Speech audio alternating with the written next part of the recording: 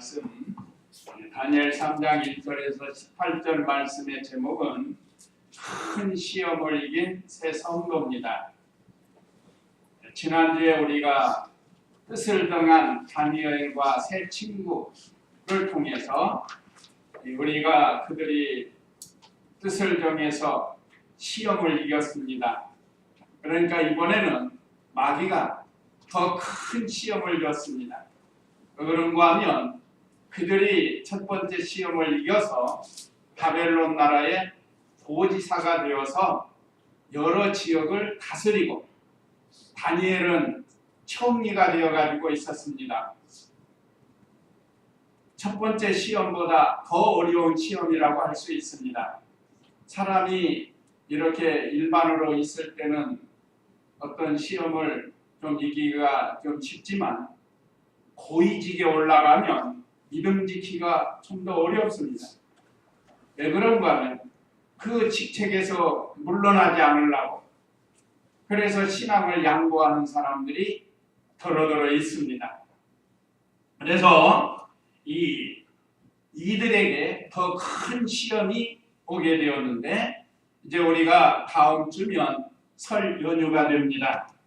이것은 우리 성도들에게 우리나라의 구정이라고 해서 설 명절이라고 해가지고 조상을 숭배하는 이런 일들이 있게 되는데 이런 시험들을 우리도 오늘 이 성도의 시험을 승리한 것처럼 우리도 승리하는 그런 시간을 갖기 위해서 오늘 하나님께서 우리에게 이 말씀을 주십니다. 자, 그러면 오늘 우리에게 주신 말씀 요약을 보면 첫째, 새 성도에게 우상 경배 시험이 옴. 우상을 경배하는 시험이 왔습니다. 1절 5절. 둘째, 새 성도는 우상에 절하지 않음. 6절로 12절. 셋째, 왕이 인정과 협박으로 미혹을 했습니다. 13절로 15절. 그 다음에 네 번째는 새 성도의 본받을 신앙 세 가지. 그들이 어떤 신앙으로 이겼는가 하는 것을 우리에게 가르쳐주고 있습니다. 자, 그러면 1절 읽어보세요. 느부갓네살 왕이 금으로 형상을 만들었는데 그 높이가 60규빗이고 너비가 6규빗이었다. 그가 그것을 바빌로니아 지방의 불합평원에 세웠다. 예. 여기 첫째는 바벨론 나라 왕이 큰 금 형상을 만들었습니다. 오늘 느부갓네살 왕은 바벨론 나라의 왕입니다. 이 바벨론 나라는 이방 나라 또는 우리 마귀의 세력이라고 할 수 있습니다. 느부갓네살 왕이 금으로 형상을 만들었는데 전에도 말씀드렸지만 여기 우리 옥룡의 그 무슨 휘양님 있죠? 무슨 휘양님이죠? 옥룡 이렇게 쭉 가다가 백운산이 아니고 기억이 안 나는데 거기 가다 보면 오른쪽에 보면 큰 부처상을 노란 금으로 칠한 게 있어요. 얼마나 크게 해놨는지 이쪽 길거리에 가도 상당히 커요. 멀리 봐도 큰데 가까이 보면 굉장히 큰 겁니다.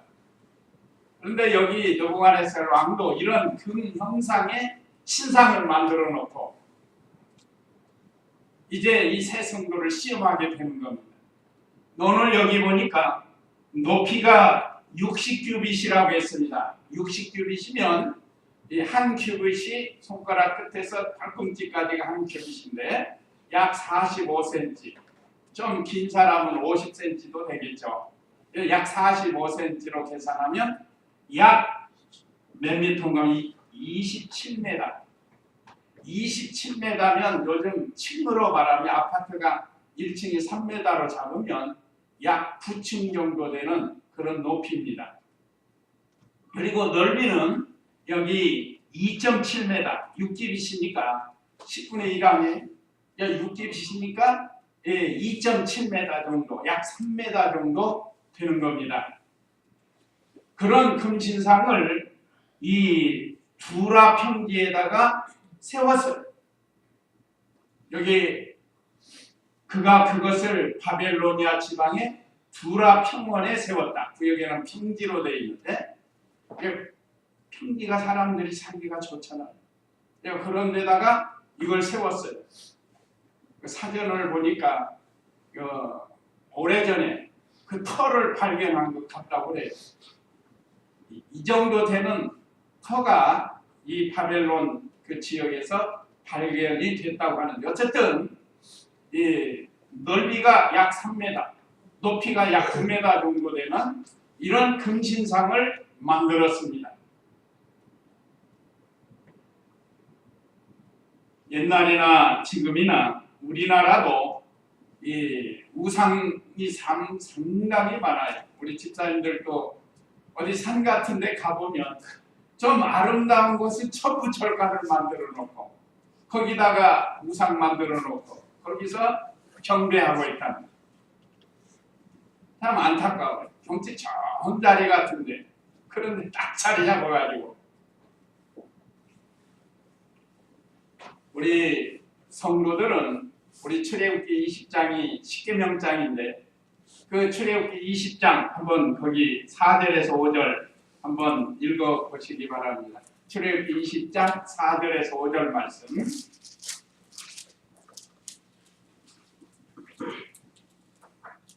너는 너를 위하여 새긴 우상과 위로 하늘에 있는 것이나 아래로 땅에 있는 것이나 땅 아래 물 속에 있는 것에 어떤 형상도 만들지 말며 그것들에게 절하지 말고 그것들을 섬기지 마라. 나 여호와 너의 하나님은 질투하는 하나님이니 나를 미워하는 자들에게는 아버지의 죄를 자손에게로 3, 4대까지 벌하고 나를 사랑하며. 거기까지만. 자, 이렇게 하나님께서 우상을 만들지 말라고 10계명 중에 제2계명에 기록이 되어 있습니다. 첫째는 나 외에 다른 신을 내게 두지 말라. 첫 번째 계명이고, 두 번째 계명이 너희를 위하여 우상을 만들지 말라. 우상을 만드는 목적이 뭐죠? 절하면서 숨기려고 한다. 그래서 우상을 만들지도 말고 절하지도 말고 숨기지 말라고 했습니다. 하나님은 그걸 미워한다고 했어요. 그러니까 우리나라도 조상 때부터 우상 숭배와 미신에 쩌들어서 살던 이 백성이었는데 하나님께서 귀한 하나님의 종들을 보내가지고 지금 우리 개신교가 들어오니 약 200년 뭐 이쪽 저쪽 되는데 천주교는 우리보다 먼저 들어왔습니다. 어쨌든 기독교가 들어온 게 한 300년 됐다고 해도, 자, 그 이전에 얼마나 많은 우상을 섬기고 또 우리 개신교가 들어올 때 얼마나 핍박을 했어요. 서양 종교라. 잘 몰랐어요. 우리 기독교는 어느 동양인, 서양 그런 종교가 아니에요. 전 세계의 종교입니다. 그런데 서양 종교라고 반대하면서 오히려 우상 숭배하고 미신을 숭배하면서 참 신이신 하나님을 섬기지 못했던 이 민족에게 하나님께서 이렇게 귀한 복음을 우리에게 주셔서 세계 역사에 유례없는 기독 신자가 그 짧은 기간 국민의 4분의 1이 될 정도로 이렇게 전도가 되고 부흥이 됐습니다. 이건 기독교사에 없는, 유례없는 그런 일입니다. 지금은 세계 선교국 3대 국가 안에 들어서 지금은 많은 선교사들로 나가서 오지에 가서 복음을 전하고 하나님 모르는 백성들에게 복음을 지금도 전하고 있습니다. 과거에 우리가 이렇게 우상 숭배했던 그 우리의 뒤를 되돌아보면서 그들에게 하나님을 전해주고 있다. 네, 우리도 과거에 이렇게 예수님 믿기 전에는 우상 숭배하고 미신에 쩌들었지만 이제 예수님 믿고는 변화의 참 신이신 하나님을 섬기게 된 것이 얼마나 감사한지 모릅니다. 그래서 느부갓네살 왕이 이렇게 금으로 형상을 만들어 금신상이라고 하는데 이걸 만들어서 두라 평원에 두었습니다.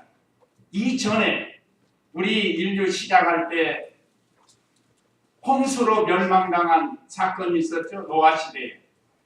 홍수로 멸망당했을 때 얼마 후에 인본주의 방법으로 바벨탑을 쌓은 사건이 있습니다. 거기는 어느 평지라고 그랬죠? 두라 평지, 두라 평지. 거기도 역시 바벨론인데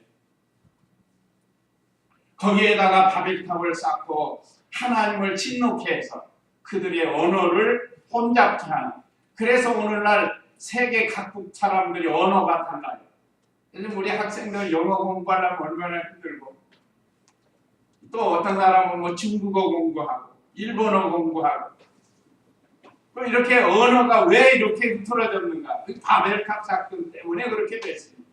그러니까 성경을 잘 배우면 이래서 세계 각국의 말들이 다르구나, 그걸 알 수 있어요. 원래 바벨탑 사건 이전에는 노아 시대에는 언어가 하나고 부음도 하나라고 했습니다. 한 말을 쓰게 됐었어요. 이게 하나님의 심판으로 언어가 혼잡하게 된 겁니다. 그러니까 사람들이 불평한 거예요. 그래서 끼리끼리 모여 사는 거예요. 말이 통하는 사람들이.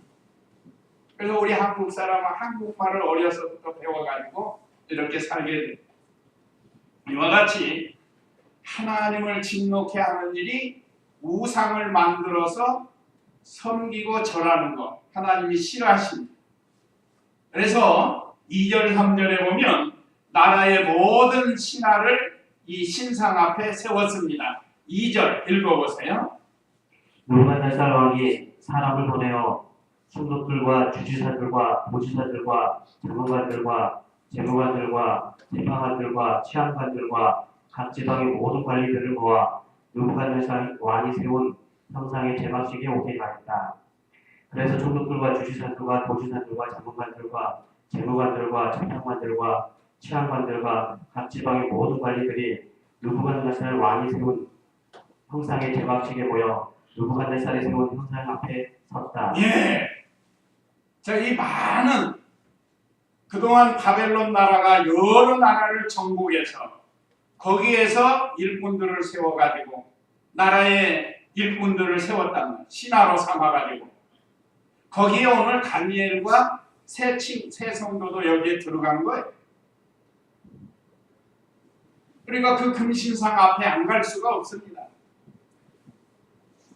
이북에서 이번에 8일날 무슨 우리나라 하면 국군의 날과 같이 다 모아놓고 행사를 하잖아요. 그때 안 가면 안 돼. 오라고 할 때는 가야 되는 겁니다. 지금은 우리나라는 민주주의 시대가 돼가지고 좀 약해졌지만 왕정 시대는 그렇지 않아요. 왕이 다 말 한마디가 법이에요. 그러니까 이 당시에도 많은 신하들이 다 그 금신상 앞에 모이도록 명령을 했습니다. 사람들을 보내가지고. 그래가지고 다 금신상 앞에다 세웠어요.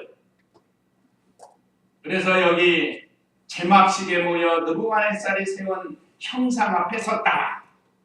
여기에 누구도 갔다고요? 오늘 새 성도. 새 성도도 그 자리에 참여했습니다. 이스라엘 이름으로는 다니엘, 하나냐, 미사엘, 그 다음에 아사랴. 이스라엘 이름은 이거예요. 그런데 이 느부갓네살 왕이 그들을 훈련시켜가지고 바벨론식 이름을 지어준 것이 바로 벨드사살, 다니엘을 벨드사살이라고 그러고, 그 다음에 사드락과 메삭과 아벳느고로 이렇게 바꿨습니다. 이건 다 하나님의 아들들을 귀신의 이름을 붙여가지고 말 자기 식대로. 그 하나님의 아들의 이름이 얼마나 좋은지 몰라요. 다니엘은 하나님은 나의 심판자가 되신다. 얼마나 그거 좋아요. 그런데 벨드사살이라고 했답니다. 그건 바알의 아들이라는 거예요. 바알의 아들. 그러니까 하나님의 아들의 이름을 귀신의 아들의 이름으로 바꾼 거예요. 하나냐는 하나님의 청해자다 하는 뜻으로 하나냐라고 했는데 그걸 사드락이라고 했는데 사드락은 나의 태양신이다 하는 이런 식으로 이름을 또 바꾸고, 또 미사엘은 하나님과 비교하다.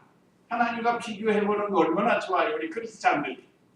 근데 그거 이름을 바꿔가지고 메삭이라고 해요. 메삭이라는 뜻은 지신이라는 뜻이에요. 지신. 땅신이죠. 이 땅 지신. 그 다음에 아사랴. 아샤라는 여호와의 도우심이라는 뜻의 이름이라. 여호와가 도우신다. 그 얼마나 하나님 앞에 좋은 이름이에요. 근데 그 이름을 바꿔가지고 아벤느고라 했는데 물의 종이다 라는 그런 뜻으로 이름을 바꿨습니다. 어느 시대나 이 마귀가 하나님의 백성들을 이름까지도 이렇게 바꿔가지고 이름이 참 중요해요. 그래서 우리 성도님들 또 우리 자녀들 손주 손자 생기면 그런지 신앙적인 이름으로 지는 것이 좋을 것 같아요. 어쨌든 이 느부갓네살 왕이 모든 신하들을 모아놓고 금신상 앞에서 절하게 하려고 모았습니다. 그 다음에 4절로 5절은 악기 소리에 맞춰서 우상에게 절하라고 했습니다. 자, 4절 읽어보세요. 전령만이 큰 소리로 외쳤다. 백성들과 나라들과 다른 언어들을 말하는 사람들아, 왕께서 너희에게 명령하시니 너희들의 훌라팔과 피리와 소금과 삼년금과 양금과 생황과 모든 종류의 악기 소리를 듣거든 느부갓네살 왕이 세운 그 금 형상에게 엎드려 경배하여라. 예. 4절에서 5절에는 악기 소리에 맞춰서 우상에게 절하라는 이 악기 소리는 요즘 말하면 오케스트라와 같아요. 오케스트라 하면 각종 악기들을 다 모아놓고 하잖아요. 뭐 신나는 것도 하고 저음적인 것도 하고 한다는 말. 아마 여기는 뭐 빵빠레처럼 크게 했을 때 왜요? 우상에게 절하게 합니다. 이 악기 소리는 하나의 신호. 거기에 맞춰서 모든 만주 백관이 모여가지고 그 금신상을 향해서 절을 하는 거예요. 이것이 우상숭배예요. 그러면 왕 느부갓네살 왕이 왜 이런 일을 행했는가? 그 이유가 있습니다. 이유는 첫째는 자신의 통솔력을 강화시키려고 하는 거예요. 그래서 어느 시대나 이 지도자는 백성들이 원성이 높고 백성들이 불안해하면 반드시 하나씩 터뜨려요. 그래가지고 백성들의 마음을 불러 모아요. 특히 우리나라는 옛날부터 이북을 이용을 많이 해요. 이북. 제가 지금도 기억나는 게 우리 성도님들도 기억나는 게 있죠. 평화의 댐이라고. 혹시 가보신 분들 계세요? 저 북한 가까이 쪽에 댐을 하나 만드는 왜 그런가? 그걸 기가 막히게 그걸 만들어가지고 이북에서 댐을 터뜨리면 우리나라 특별히 수도권 지역은 다 물바다가 된다는 게 물바다가. 그러니까 그걸 막기 위해서 그 이북에서 내려오는 물을 막기 위해서 댐을 하나 만들었어요. 그래서 한 번은 저도 거기 가봤는데 궁금해서 한번 가봤어요. 딱 한 번 가봤는데 아무것도 해놓은 거 없어요. 그냥 거기다 댐만 하나 이렇게 만들어 놨어요. 이왕이 하는 거 거기다 발전소 같은 거 했으면 좋을 텐데. 그런데 이제 발전소 할 수 없는 게 항상 거기를 비워두더라. 물이 없어요. 이북에서 언제 물이 내려올지 모르니까. 그러니까 항상 비워두고 그때 얼마나 많은 백성들이 헌금을 말하자면 그 뭐라고 이거 돈을 내 가지고 그걸 만들었다. 그런 이슈 하나씩을 만들어. 정치하는 사람들은 그렇습니다. 일제 시대에는 우리 사람들에게 신사참배를 강요하고 그래서 자기 신을 섬기게 하고 자기 나라를 섬기게 하려고 또 지금 이북에서는 이 자기 고모부도 죽이고 막 공포정치를 하는 거예요. 왜 그런가? 백성들의 흐트러진 마음을 자기에게 향하게 하려고 그래서 이런 일들을 한다. 이건 어느 시대나 있는 겁니다. 이 느부갓네살도 바로 그거예요. 여러 나라를 점령하고 백성들의 마음이 원성이 높고 흐트러지고 데모하려고 하고 그러면 이런 일들을 하는 거예요. 그래서 자신의 통솔력을 강화시키려고 금신상을 만들어 놓고 모든 신하들을 모아놓고 거기에 절하게 하는 거고, 두 번째는 국민의 정신력을 통일시키려고 하는 거예요. 정신이 하나가 되게 하려고 합니다. 그래서 지금도 이 세상에서는 이런 일들을 하고 있습니다. 뭐 핵실험을 한다든지 로켓 발사를 한다든지, 그래서 자기 나라를 강화시키려고 하는. 그래서 이 왕이 금신상을 만들어서 여러 가지 악기 소리가 날 때 그 금신상에 엎드려서 경배하라는. 그런데 만약에 그렇지 않으면 어떻게 해야 되는가? 죽인다는 거예요.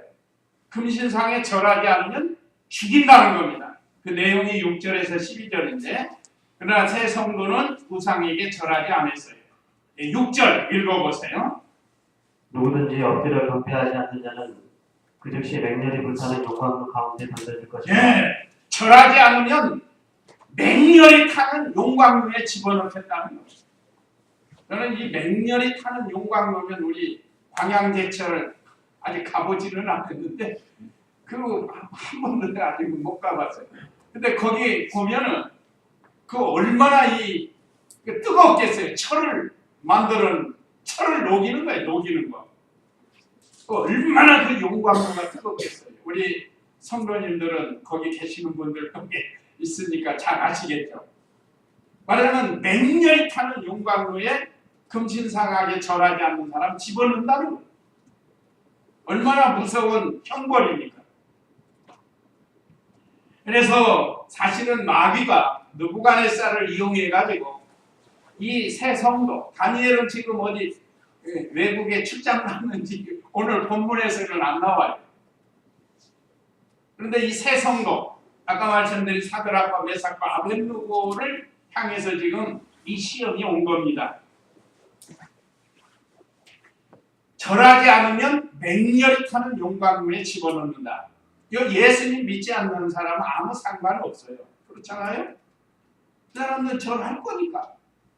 우상 숭배 늘 해왔으니까. 그건 상관이 없는 거예요. 그러나 참 믿음 있는 이 새 성도에게는 큰 시험이에요. 그래서 오늘 제목이 큰 시험을 이긴 새 성도입니다. 참 포로로 잡혀가가지고 왕의 호의로 맛있는 음식을 먹게 했지만 그것이 하나님이 금하신 음식이기 때문에 그건 먹지 아니하고 채식을 하면서, 또 왕이 시험을 할 때에도 다른 사람보다 더 대답도 잘하고 시험 쳐서 말하자면 100점을 맞은 거예요. 다니엘은 뭐 150점을 맞아요. 그런데 이번에 더 큰 시험이 왔다. 그런데 이 새 성도는 어떻게 했는가? 여기 오늘 7절 읽어보세요. 7절.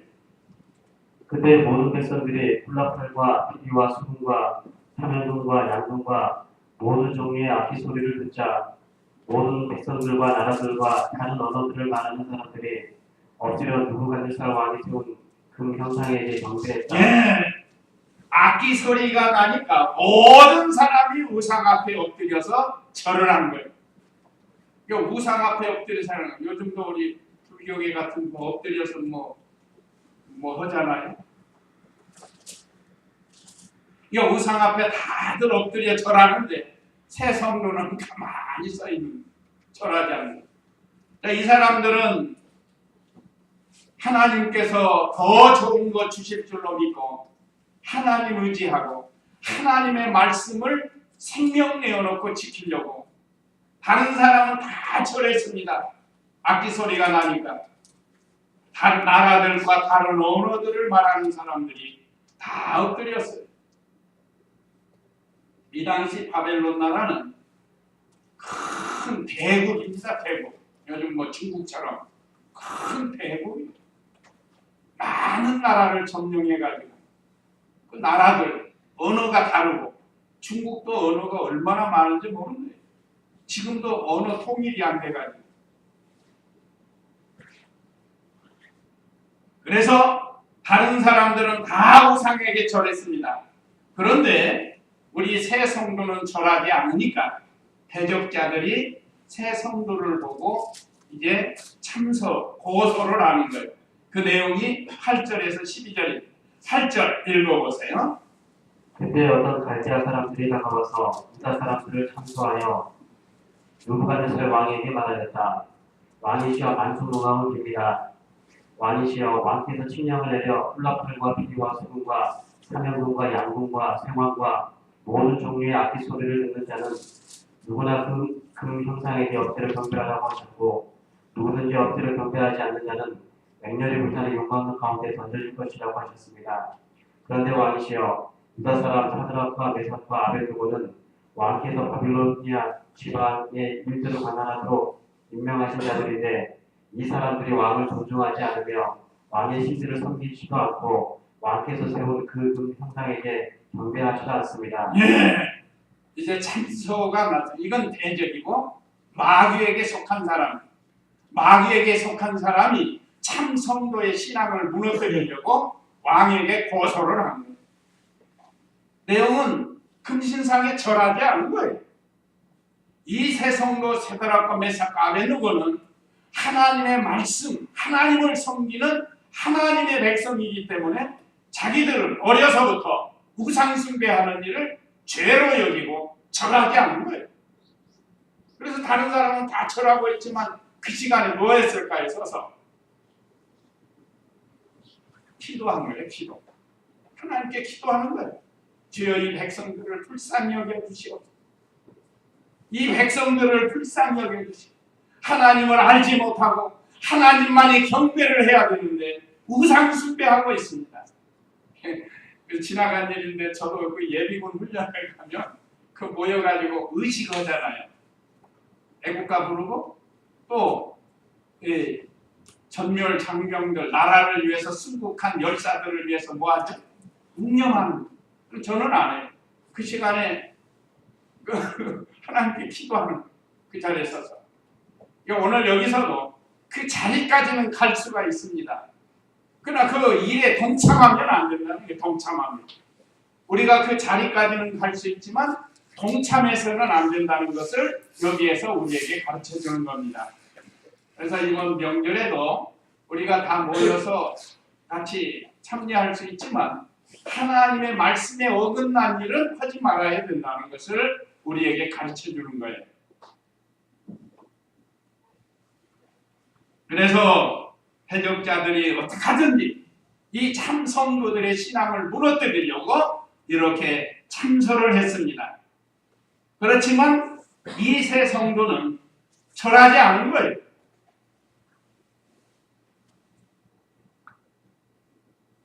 그 다음에 여기 오늘 12절에 보면 그런데 왕이시여 유다 사람 사드락과 메삭과 아벤누고는 왕께서 바벨로니아 지방의 인들을 관할하도록 임명하신 자들인데 구역에는 다른 표현으로 되어 있는데 도지사급의 방백으로 삼았다. 방백은 도지사급에 해당되는 그런 직책을 맡은 겁니다. 이 사드락과 메삭과 아벤누고가. 다니엘은 뭐가 됐다고 그랬죠? 총리가 됐어요. 총리가. 그런데 이렇게 포로인 사람들을 데려다가 도지사까지 세워줬는데 이 사람들이 왕을 존중하지 않으며, 이 말은 틀려요. 이 세 사람은 하나님 말씀 안에서 왕을 존중했어요. 그런데 왕을 존중하지 않았다고 이렇게 참소를 한 겁니다. 또 왕의 신들을 섬기지도 않고 그래요. 이건 사실이에요. 왕께서 세운 그 금 형상에게 경배하지도 않았습니다. 하고 살짝 붙여가지고 왕을 화나게 해가지고 그 사람들을 힘들게 하려고. 왜 그런가? 이 사람들이 왜 그러는가? 왕이 다니엘과 사드락과 메삭을 상당히 좋아해요. 근데 진실하고 충성되니까. 그래서 이들을 어떻게 해서든지 이 죽이려고. 이건 신앙적으로 볼 때는 이 대적들이 참 성도를 무너뜨리려고 하는 그런 일이에요. 그러나 현실적으로 보면 왕의 총애를 받는 다니엘과 이 세 성도를 갖다가 어떻게 하든지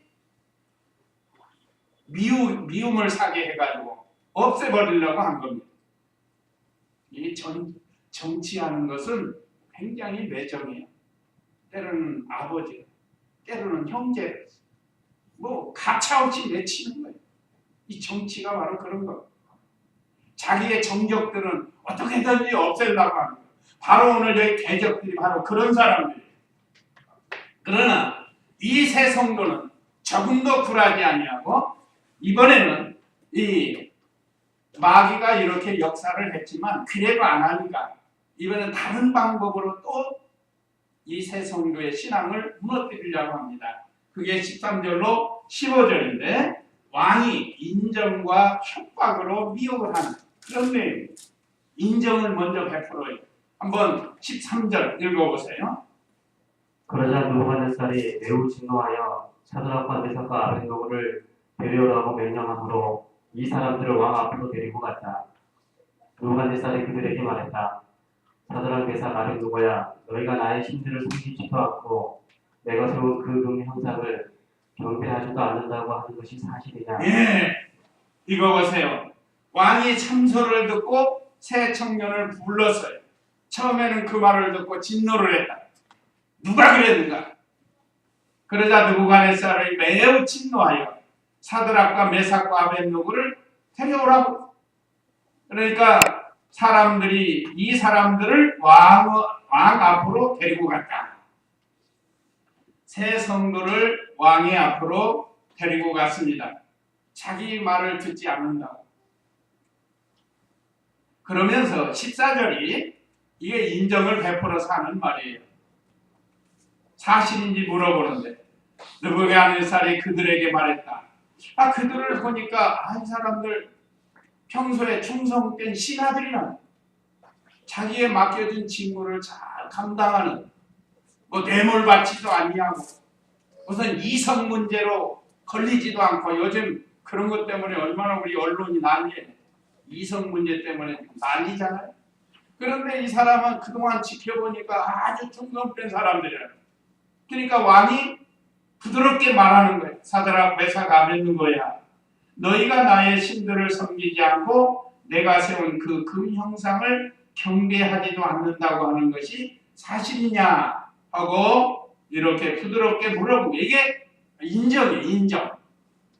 우리가 인정에 약해질 수가 있습니다. 근데 인정에 약해지면 안 돼요. 또 여기서 우리에게 하나 가르쳐주는 어떤 문제가 생겼을 때 그것이 사실인지 아닌지 그 여부를 잘 물어가지고 일을 진행해야 돼요. 왕이 굉장히 현명해요. 어쨌든 물어보지 않았어요. 어떤 사람들은 뭔 말 들으면 대번에 오해를 해가지고 얼굴이 붉으락푸르락 하면서 그럴 수가 있는가, 내가 저한테 어떻게 했는데 지가 그럴 수 있는가 하고 오해를 할 수가 있는데, 그거보다는 한번 잘 물어봐요. 무슨 일 때문에 그렇게 됐는가, 그걸 알아보고 결정하는 게 좋은 겁니다.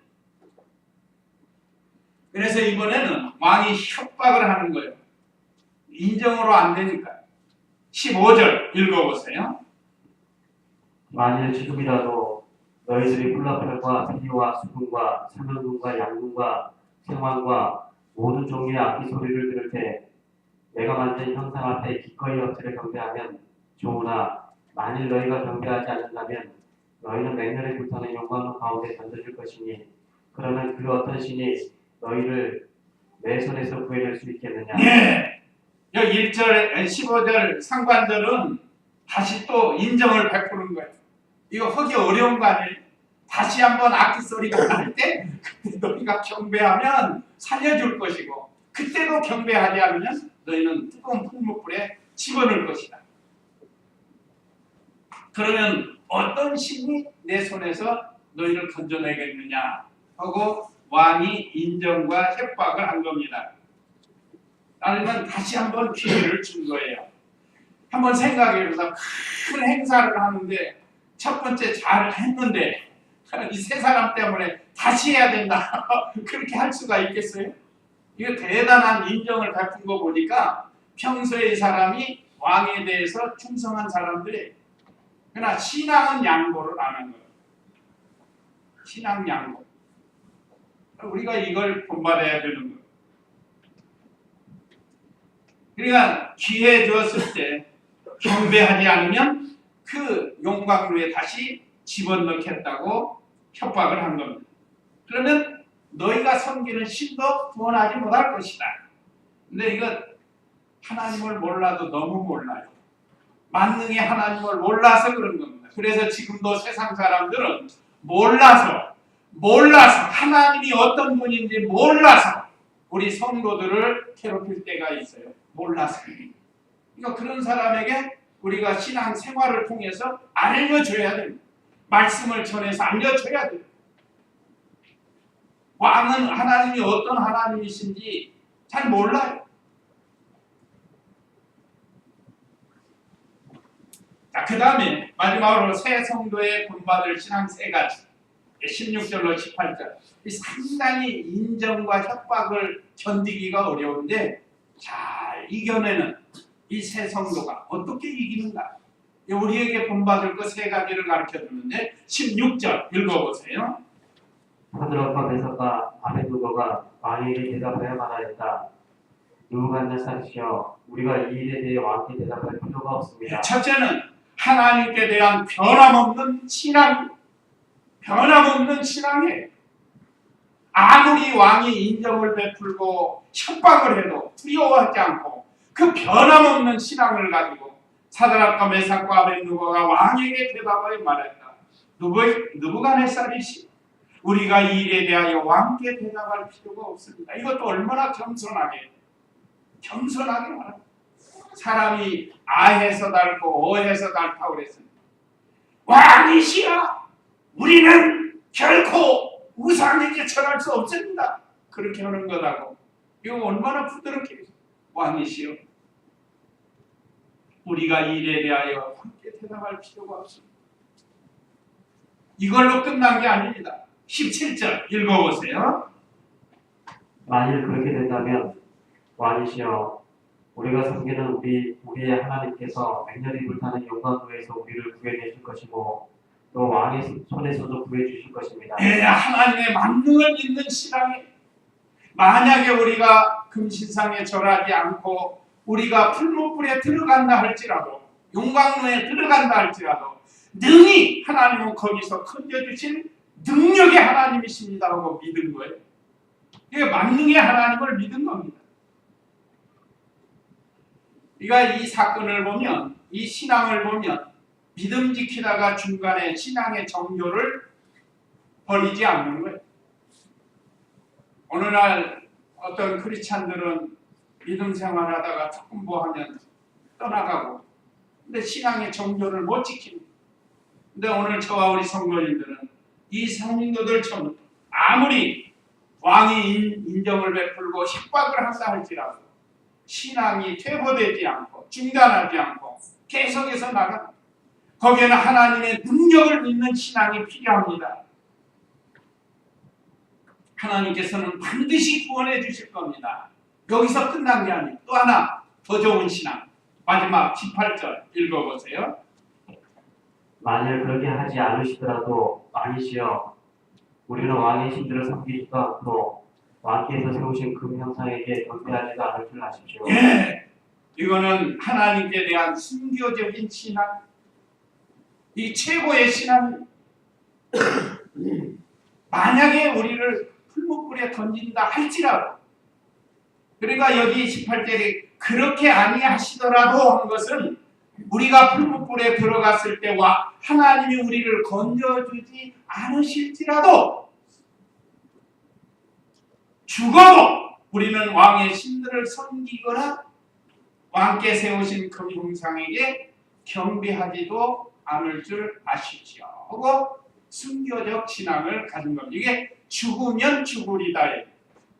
죽으면 죽으리다. 책 쓴 사람이 네? 안은숙? 안인숙. 예, 안인숙 네, 여사. 죽으면 죽으리다. 이거 순교적 신앙입니다. 아니 우리 아파트에 그 목사님 사모님이 안인숙 사모님이 있는데 요즘 몸이 아파서 통 못 나가요. 그분이 생각나가지고 안은숙인지 안인숙인지 지금. 그러니까 안인숙 여사의 성도가 쓴 그 책자를 보면 죽이면 죽으리이다 하는 이런 신앙이 이게 순교적 신앙입니다. 그래서 이 세 성도가 이런 신앙을 가지고 조금도 굴하지 아니하고 우상 숭배를 하지 않습니다. 그러면 이제 다음 시간에 19절 이하에 보면 그 결과가 어떻게 되는가를 이제 다음 주에 또 증거하도록 하겠습니다. 그래서 오늘 가장 중요한 것이 이 세 성도의 신앙을 본받자는 것. 변함없는 신앙, 하나님의 만능을 믿는 신앙, 아니면 하나님께 대한 순교적 신앙을 가지고 이 땅에서 우리가 믿음을 지켜야 될 것을 가르쳐주는 것. 순교 신앙이라는 건 육신의 생명보다 하나님의 말씀을 더 귀하게 여깁니다. 그러니까 하나님 말씀을 지키기 위해서 육신의 생명을 내놓는 이런 신앙. 금번 세상 명절을 통해서 사랑하는 우리 성도님들이 이런 믿음으로 새 성도와 같이 승리하도록 기도하면서 준비 잘 하시기 바랍니다. 이제 이 말씀 기억하시고 우리 다 같이 잠시 기도하시겠습니다.